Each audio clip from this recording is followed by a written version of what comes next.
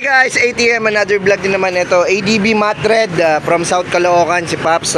Napasyal dito si Paps sa UP Diliman, Quezon City sa ating shop sa Atan Indotay Concept Shop. Alright, nagabil si Paps ng ating package which is Icon Mini Driving Light and syempre yung PIA Auto Style. Ayun. So sample demo ko lang guys yung ginawa nating setup dito sa ADB. Ang tinakbo pa lang nito guys ay 1,140.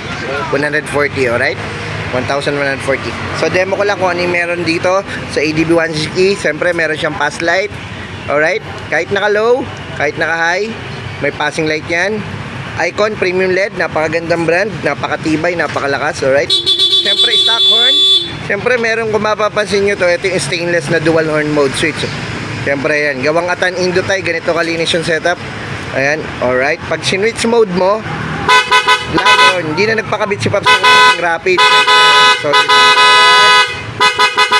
Alright, napakalakas. Alright, passing light. Okay, low beam pa lang. Alright, ganyan kalinis guys. So hindi na tayo nag-harness guys. Yung makita nyo iba, may mga wire cover tayo, wala na. Syempre, same lang din ang stock yung ginagamit nating wire. Halos magkasing katulad lang. At syempre, stainless bracket yung gamit natin dito. Napakaganda ng mounting. Ayan, lahat yan, pati tornilyo, pati bolts, pati washer, stainless. Wala kang makikitang hindi stainless dyan.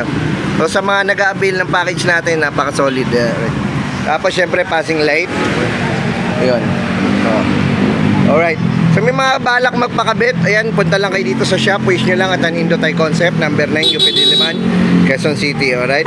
Package A to guys. Package A. Alright. ADB 160.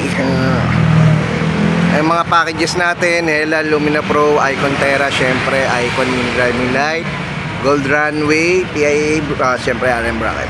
Okay. Alright, napaka-solid. Passing, stock horn. Alright, loud horn. Alright.